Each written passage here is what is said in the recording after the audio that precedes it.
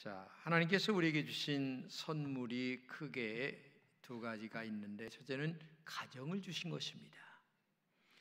우리의 가정은 정말 소중합니다. 그래서 부부간에 잘 행복하게 이해와 용서와 사랑으로 지내가야 된다는 것을 잊지 말고, 정말 여러분의 가정이 행복한 가정이 되기를 진심으로 축복합니다. 그리고 또 우리에게 자녀를 주신 것입니다. 자녀는 최고의 축복입니다. 최고의 열매입니다. 그리고 가장 최고의 하나님의 은혜라는 사실을 우리가 알아야 됩니다. 그래서 시편 127편에 보게 되면 자식은 여호와의 주신 기업이요 대열매는 그의 상급이다, 이렇게 말씀하고 있어요. 그러니까 하나님이 주신 최고의 기업이 자식이란 얘기입니다. 어떤 재산 중에 재산이 자식이란 얘기입니다. 어떤 명예보다 고귀한 명예가 자식이란 얘기입니다. 그렇기에 자녀들을 바르게 키우는 것이 너무나 소중한 일이라는 것을 우리가 알아야 됩니다. 오늘 본문은 예수님의 그 어린 시절에 관한 이야기인데 너무나 아주 짧은 구절입니다. 그러나 이 짧은 구절 속에 우리에게 주시는 교훈이 너무나 크다는 것을 기억하면서 우리는 본문을 통해서 다음과 같은 세 가지를 배웠으면 합니다. 첫째는 우리의 자녀를 강하게 키워야 됩니다. 오늘 본문에 아기가 자라며 강하여지고 그랬습니다. 요즘 자녀를 많이 낳지 않기 때문에 한두 명 정도 낳게 되죠. 그러다 보니까 자녀가 우상이 됩니다. 자녀에게 모든 정성을 쏟지만 정말 사랑합니다. 그런데 굉장히 중요한 것은 이 아이들이 너무나 이기적인 인격자로 자라게 된다는 얘기입니다. 그리고 스스로 무엇을 할 수 있는 자력이 부족합니다. 왜? 너무나 부모의 간섭이 심하다 보니까 그래요. 그래서 점점 더 약한 정신력, 약한 육체적으로 자라나고 있다는 얘기입니다. 우리의 자녀들을 몸과 마음이 강건하게 키워야 되는데도 불구하고 아침에 혼자 일어나서 학교 가도록 이렇게 해야 되는데도 불구하고 부모가 아이들 깨우느냐고 한 30-40분을 씨름하는 가정들이 어느 가정 못지않게 다 있어요. 왜냐? 부모의 간섭이 너무나 심하고 또 아이들의 마음이 그렇게 자생력으로 자라지 않기 때문에 그렇다는 얘기입니다. 아침에 너무 늦게 일어나면 굶겨서 보내세요.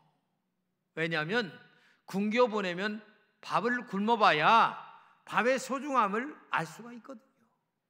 그런데 이거 그거 하나 못 먹고 가게 될까봐 그냥 별짓을 다 해서 학교 그냥 눈 비비며 보내는 이런 부모들이 많고 아이들이 많으니까 무슨 힘이 그들에게 있겠어요? 무슨 정신력이 그들에게 있겠어요? 너무나 지나치게 간섭합니다. 그래서 아이들은 모든 것을 부모가 해주는 것으로 알고 있어요. 그러면 게을러지게 되죠. 강한 아이가 안 됩니다. 약한 아이로 자라게 됩니다. 운동도 열심히 하고 그래서 체력도 강하게 만들어야 됩니다. 요즘 아이들 보게 되면 정신도 허약하고 육체도 허약합니다. 학교 가서 달리기 운동 제대로 하는 거 봤습니까? 없어요. 그러다 보니까 아이들이 정신적으로 육체적으로 얼마나 허약한 아이들이 되는가. 여러분, 우리가 살아가는 이 사회가 그렇게 호락호락하지 않아요. 왜? 너와 내가 있고 그 다음에 경쟁 사회입니다. 그러니까 내가 저 사람을 짓눌러 이기지 않는 한 이 사회에서 살아남기가 너무 어려워요. 그러다 보니까 이 아이들에게 정신적으로나 육체적으로 강하게 키우지 않는 한 우리의 자녀들에게 미래가 없어요. 그렇기 때문에 싸워서 이길 수 있는 이 정신력과 체력이 우리에게 뒷받침이 되어야 되는 거죠. 제발 너무 많이 간섭하지 마세요.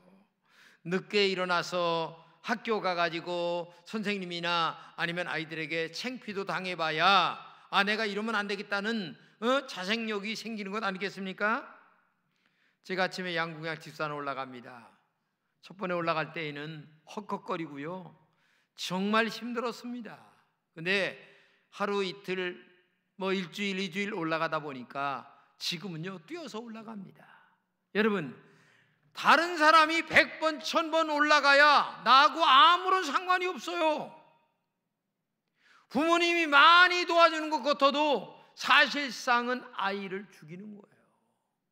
그렇기 때문에 정말 바른 부모, 정말 아이를 사랑하는 부모라면 스스로 무엇을 할 수 있도록 우리의 자녀들을 그렇게 키워가는 진짜 부모가 돼야 되는데, 부모가 이것저것 다 간섭하고 아이들은 그저 그냥 따라오는 정도로 인생을 살아간다면 이 험악한 세상에서 어떻게 이겨나갈 수가 있겠어요?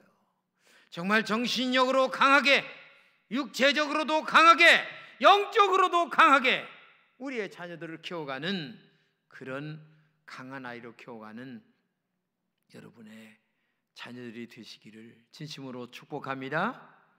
두 번째는 하나님의 은혜가 충만한 아이로 키워가야 됩니다. 오늘 본문에 하나님의 은혜가 그 위에 있더라 이렇게 말씀하십니다. 이 말씀은 우리의 자녀들을 무엇보다 하나님 말씀 중심으로 키워가라, 교회 중심으로 키워라, 다른 말로 얘기하면 영성적으로 키워가라, 그런 말이에요. 이 말씀을 자녀들에게 정말 신앙 중심으로, 말씀 중심으로 키워갈 때에 그들의 영이 주님과 동행하며 하나님이 그를 축복해 주시는 그런 아이들로 우리가 키워가야 되는데, 안타깝게도 세상 주의에 빠져서 학원 못 보내면 죽는 줄로 알고, 기도 안 해도 살고 세상에 어떤 것들을 안 하면 죽는 줄로 아는 그런 세상 부모와 전혀 다를 바가 없는 교육 방법으로 접근해 가니까 우리의 자녀들이 안타깝게도 문제가 심각하게 된다는 것을 우리는 알아야 됩니다. 성경을 보게 되면 예수님이 12살 때에 성전에 올라가 제사 드리러 올라가게 됐죠. 근데 잊어먹었어요. 사흘 동안 찾아도 못 찾았어요. 나중에 찾아보니까 성전에 계신 거예요. 그러니까 어머니가 어떻게 여기 있느냐 라고 따져 물으니까 예수님이 하신 말씀이, 내가 아버지 집에 있어야 될 줄을 왜 몰랐습니까? 당연히 자기는 영적이기 때문에 하나님의 교회에 있어야 됐었고, 그 다음에 하나님의 교회에 있어야 되는 줄로 알았는데, 이 아버지는 세상에 가서 사흘 동안 찾다가 마지막에 올라가 보니까 거기 계셨다니, 이게 얼마나 차이점이 있냐고 말이에요. 그러니까 오늘도 우리의 자녀들을 성전 중심, 말씀 중심, 기도 중심, 순종 중심으로 키워가는 이런 영성이 있는 아이들로 키워가야 되는데, 이게 문제가 심각하다는 얘기입니다. 이스라엘에는 쉐마 교육이 있습니다. 이 쉐마 교육은 신명기 6장 5절에 보게 되면 이렇게 얘기합니다. 너는 마음을 다하고 성품을 다하고 힘을 다하여 내 하나님 여호와를 사랑하라. 한마디로 얘기하면 어려서부터 교회 중심으로 살아가고 하나님을 사랑하고 말씀대로 살도록 아주 몸에 배도록 아이들을 키워가는 것을 얘기하는 것입니다. 근데 이런 것을 가르쳤던 부모도 세상에 가서 찾고 있어요. 이게 문제가 심각하다는 얘기입니다. 우리의 자녀들에게 영적인 눈을 뜨게 하는 일을 빨리 하면 할수록 좋은 거예요. 어려서 할수록 좋다는 얘기입니다. 그래서 영성교육, 신앙교육은 어려서 할수록 그들에게 몸에 배게 만들고, 어려서 일찍이 정말 교육이 내 뼛속 깊이 새겨지도록 만들어 가야 된다는 얘기입니다. 그때에 진짜 믿음의 아이들로 커서 하나님께 영광을 돌리는 그러한 하나님의 종이 될 수 있기 때문에 어려서 할수록 이게 얼마나 중요한가를 우리는 알아야 된다는 얘기입니다. 그래서 여러분의 자녀들에게 정말 영성을 깨워주는 그런 그 은혜가 있기를 진심으로 축복합니다. 이 성경에 보게 되면 가장 하나님의 큰 은혜를 입은 사람이 노아입니다. 노아가 성경에 보게 되면 그러나 노아는 여호와께 은혜를 입었더라. 이 말은 다른 사람들은 은혜를 입지 않았는데 노아만 하나님의 은혜를 입었다, 그런 얘기예요. 그러니까 노아가 얼마나 하나님의 마음에 드는 영성교육이 몸에 밴 사람이었나를 우리가 알 수 있는 거죠. 그 은혜가 그 시대에 구별된 믿음을 갖게 만들었고 하나님의 극진한 사랑을 받는 사람이 됐어요. 그리고 하나님의 약속을 믿음으로 바라면서 인내하며 믿음으로 살아가는 사람이 됐습니다. 하나님이 방주를 지으라고 노아에게 명령합니다. 사람들은 다 미쳤다고 얘기했습니다. 아니 120년 동안 배를 짓는데 사람들은 다 미쳤다고 얘기하죠. 그런데 놀랍게도 하나님은 홍수 심판을 말씀하셨는데 모든 사람들은 하나도 안 믿었어요. 근데 노아의 가족만 믿고 그대로 미친 짓같이 순종했어요. 오늘도 신앙생활하기가 여러분 하나님 말씀이 오늘 얘기하고 내일 이루어진다면 얼마나 좋겠어요. 안 믿을 사람 없어요. 그런데 하나님 말씀이 그렇지 않거든요. 거기에는 믿음이라는 것이 꼭 필요한 것입니다. 그렇기 때문에 믿음을 통하여 내가 하나님 말씀을 그대로 믿고 순종해 가는 영적인 사람이 되도록 우리의 자녀들을 양육하고 키워가야 되는데 눈에 보이는 것은 세상적인 거거든요. 그러다 보니까 그것밖에 안 보이고 믿음은 안 보이니까 이게 육적으로 흘러갈 때가 너무나 많이 있다는 것을 기억합니다. 정말 나중에 노아는 홍수가 일어났을 때에 노아의 가정 모든 식구만 구원받는 은혜가 있다는 것을 기억하고, 정말 여러분들이 하나님의 은혜가 내 자녀들 머리 위에, 심령 위에, 그들의 앞길에 하나님의 은혜가 임할 수 있도록 믿음과 영성으로 키워가는 은혜가 있기를 진심으로 축복합니다. 이게 신앙교육 아니겠냐 그 말이에요. 세 번째는 바르게 자라게 해야 됩니다.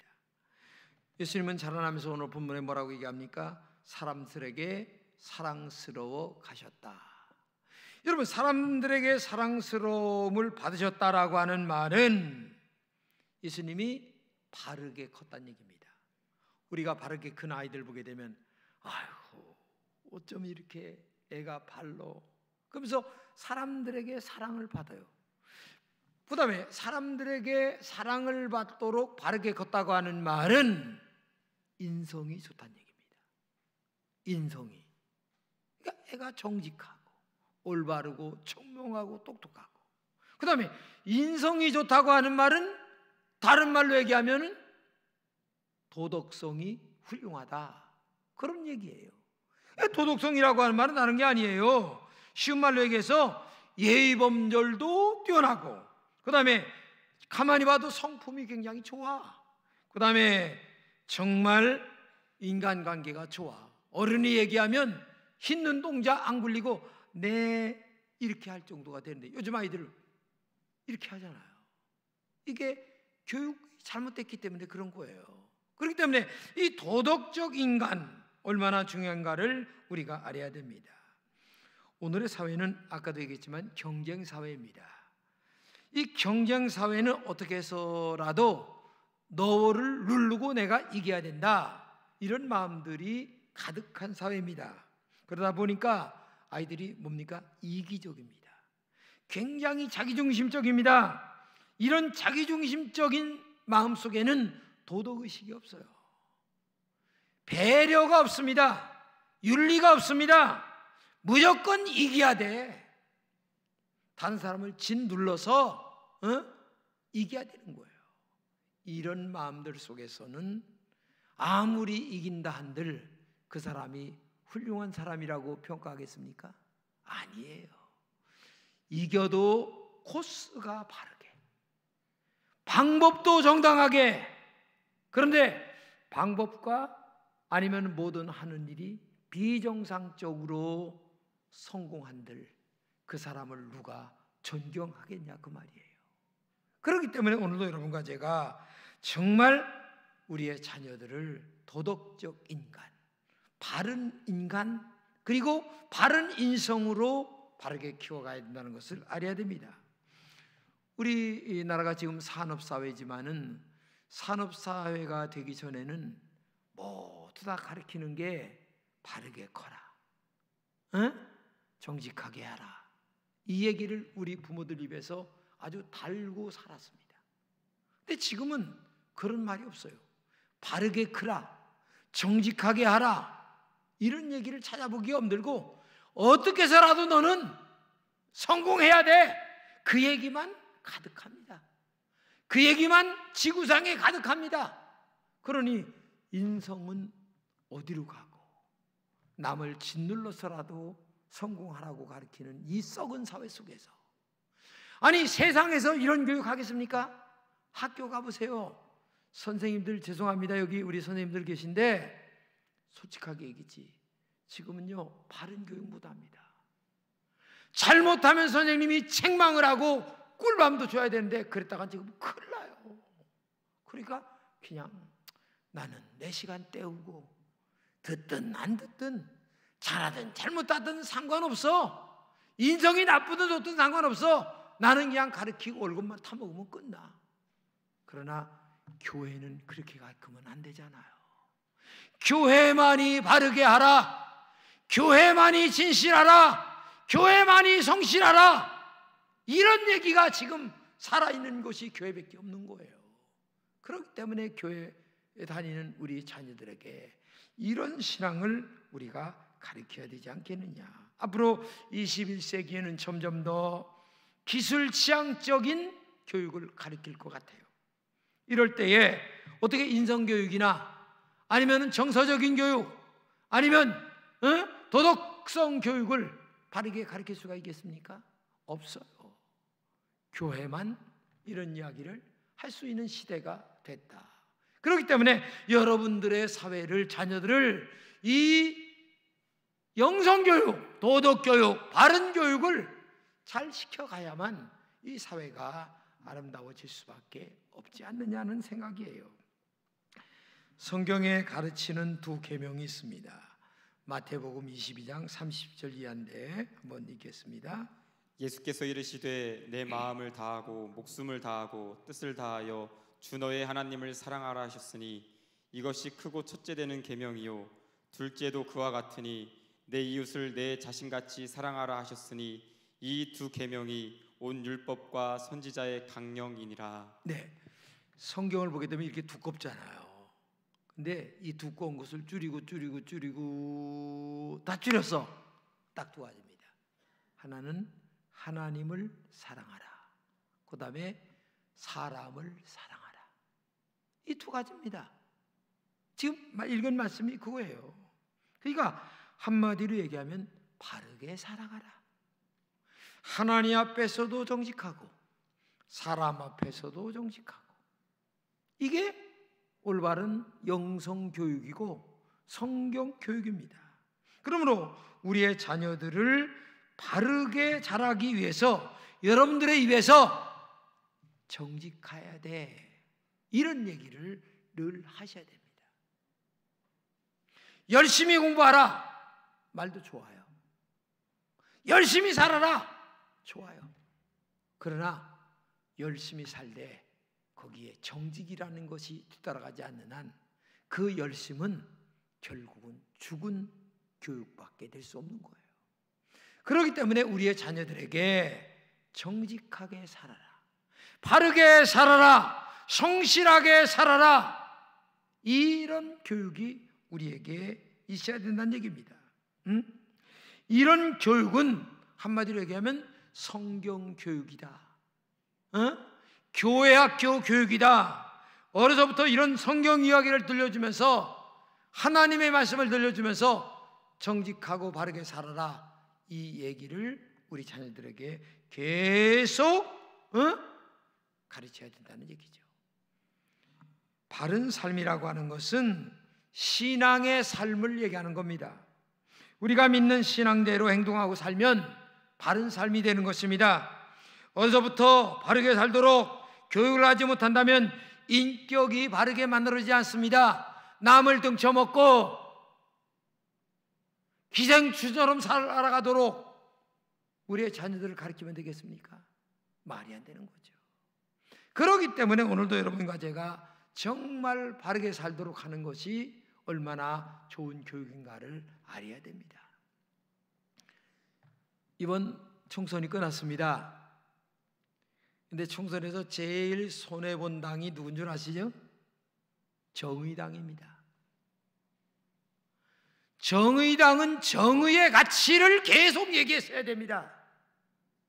근데 이상한 사람 편에 들다가 가장 똑똑하고 중요한 인물인 진중권이라는 인물을 잃어버렸어요. 응? 그리고 백성들이 정의의 가치를 잃어버린 정의당을 지지하지 않았어요. 그래서 정말 지역구에서 한 사람만 됐고 나머지 몇 사람 됐어요. 왜 그런 줄 아세요? 가장 바른 가치를 잃어버렸기 때문에 그런 거예요. 여러분, 신앙인의 바른 가치관이 뭡니까? 정의예요. 정직함입니다. 신앙인에게서 이 정직함과 바른 가치관을 잃어버리면 다 끝나는 거예요. 여러분의 입에서 자녀들에게 바르게 살아라, 정직하게 살아라, 이것을 잃어버리면 뭐를 어떻게 되겠어요? 그래서 정의당에서 진중권이라고 하는 좋은 인재가 빠져나가고 오히려 지금은 도리어 대적하는 사람이 돼서, 근데 그 사람을 얼마나 지지하는가를 여러분들이 알잖아요. 왜? 인간은 내가 나쁜 짓을 하면서도 바른 가치관을 좋아하는 게 인간이에요. 그게 사람의 심성이에요. 왜? 하나님이 그렇게 만들어놨기 때문에. 그런데 우리는 내가 나쁜 짓 하지 아니하면서도 성경대로 살아라, 바른 가치관으로 살아라, 정의롭게 살아라, 이 얘기를 우리 자녀들에게 자주 해야 되는 거예요. 그걸 자주 가르쳐야 된다는 얘기예요. 응? 너는 옳고 그름이 뭔가를 알아라. 삶의 기준이 정의다. 삶의 기준이 정직함이다.